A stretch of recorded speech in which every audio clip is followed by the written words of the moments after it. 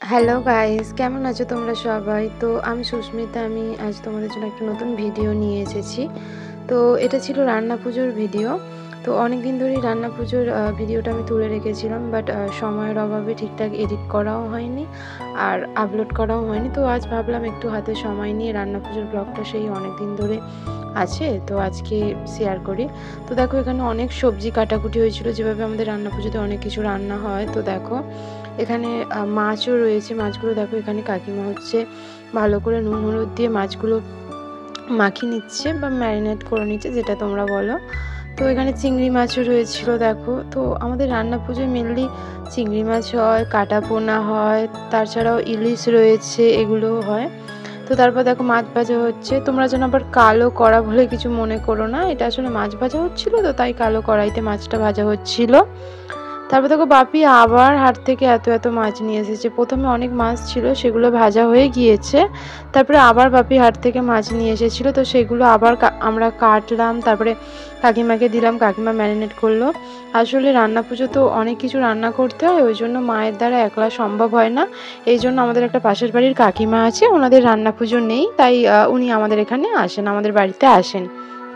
তো দেখো, এখানে মাছগুলো ভালো করে পরিষ্কার করে নেবার পরে কি করছে, যে মাছের যে কাঁটা চোবড়াগুলো হয় না, ওইগুলো অনেক তরি তরকারিতে দিতে হয়, তো ওই জন্য ওইগুলো এখানে ভালোভাবে ম্যারিনেট করে নিচ্ছে। আর এটা হচ্ছে আমাদের ইলিশ মাছ ভাজা। তো ইলিশ মাছ ভাজাটা সবারই অনেক পছন্দের। তো কার কার ইলিশ মাছ ভাজা খেতে খুব ভালো লাগে প্লিজ কমেন্টে জানিও। তো তারপর দেখো ভাজাভুজিগুলো স্টার্ট হয়ে গিয়েছে। দেখো, প্রথমে আলু ভাজা হলো। এটা আমাকেই প্রথমে ভাজতে দিয়েছিল, আমি তেলটা কম দেওয়ার কারণে মানে কড়াইতে ধরে গিয়েছে। তো তারপর দেখো, এখানে বেগুন ভাজা শুরু হলো, বেগুন ভাজা হচ্ছে। অনেক রকম ভাজাভুজি, আলু ভাজা, বেগুন ভাজা, ঢ্যাঁড়স ভাজা।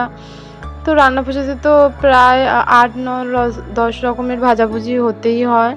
তো দেখো, এখানে ভাজাভুজিগুলো ধীরে ধীরে কাকিমা করছে, মা এদিকে অন্য রান্নাগুলো করছিল।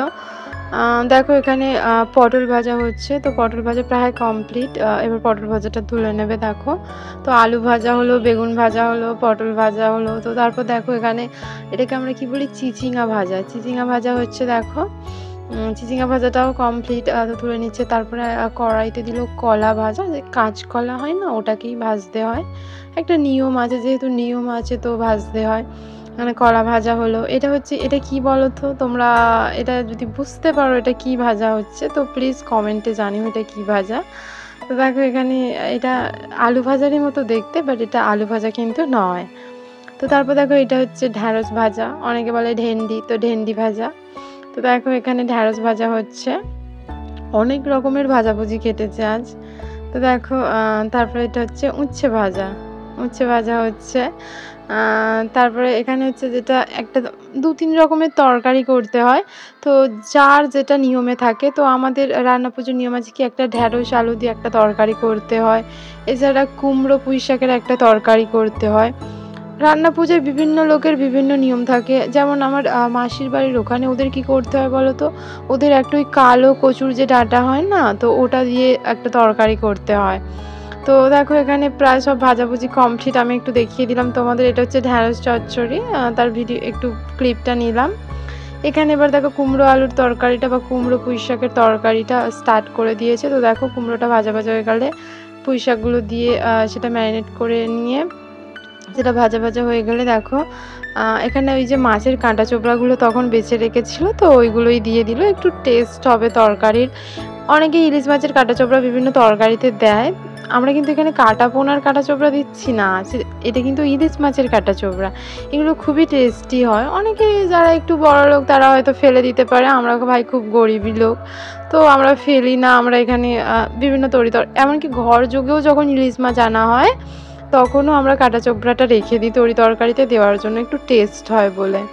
তো দেখো, এখানে কুমড়ো পুঁই শাকটা প্রায় হয়েই এসেছে। তো দেখো, এরপর যেটা হচ্ছে, এখানে হচ্ছে মাছের যে ঝালটা হবে তার জন্য গ্রেভিটা বসিয়ে দিয়েছে। দেখো, মাছের ঝালের জন্য গ্রেভিটা হচ্ছে। এরপর গ্রেভিটা প্রায় তৈরি হয়ে গেলে এখানে মাছগুলো দিয়ে দেওয়া হচ্ছে। দেখো, এটা আই থিঙ্ক প্রথমে কাটা পোনার যে ঝালটা সেটা হচ্ছিল। দেখো, মানে কাটা পোনার ঝালটা কাকিমা তৈরি করছে।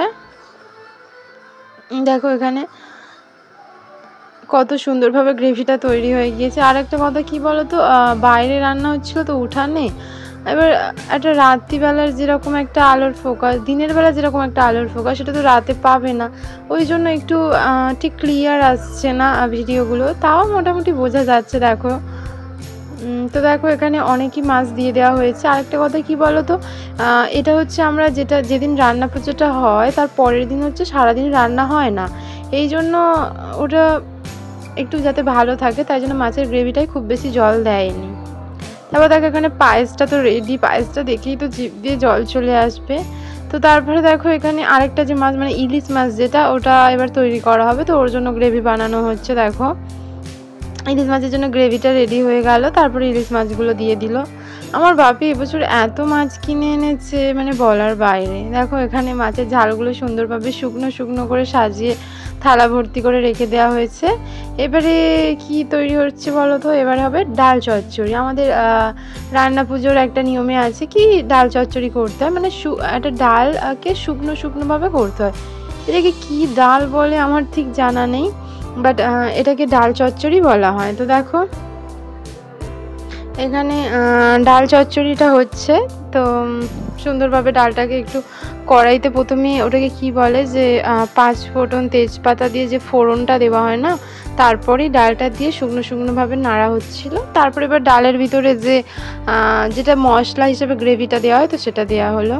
তো দেখো এখানে ইলিশ মাছের ঝালটাও কমপ্লিট আমি তোমাদের দেখিয়ে দিলাম, এখানে ডাল চচ্চড়িটাও কমপ্লিট আমি তোমাদের দেখিয়ে দিলাম। যেগুলো কমপ্লিট হয়ে যাচ্ছে আমি তোমাদের এক এক করে সব দেখিয়ে দিচ্ছি।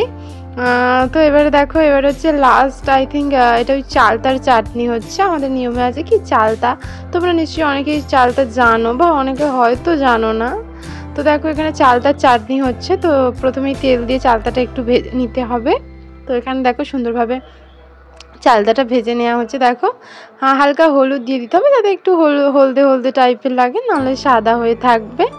তো তারপরে দেখো এখানে প্রায় চালতাটা একটু ভাজা ভাজা হয়ে গেলে জল দিয়ে দিতে হবে, যেহেতু ফুটবে চাটনি। তো তো দেখো গ্রেভি গ্রেভি হবে চাটনিতে। তারপরে একটু পরিমাণ মতো চিনি দিয়ে দেওয়া হলো, চিনি না দিলে কিভাবে চাটনিটা সম্ভব। তো তোমাদের কার কার চালতার চাটনি খেতে ভালো লাগে এটাও অবশ্যই কমেন্টে জানাবে। তো এটা ছিল তার পরের দিন, আমাদের একটা পুজো করতে হয় প্রথমে। তো দেখো আমি এখানে পুজোটা সকাল সকাল স্নান করে সেরে নিলাম।